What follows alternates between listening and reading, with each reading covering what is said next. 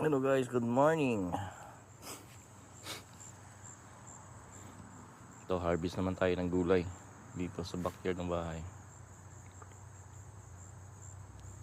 Ayan, may tanim kami na apple. Ayan.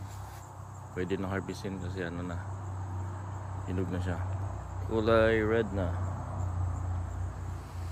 Meron kaming kamatis.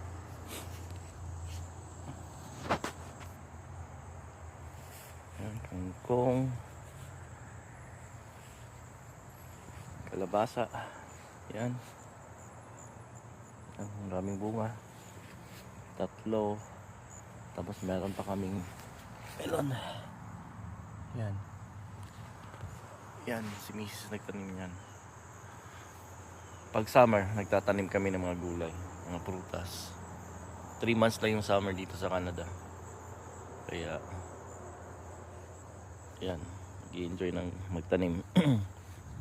Ito yung mga tanim, apple din. Yan, hinog na. Yan. Ilang bunga niya. 1, 2, 3, 4. Pangalawang puno to. Kasi ito pa, mga kamatis.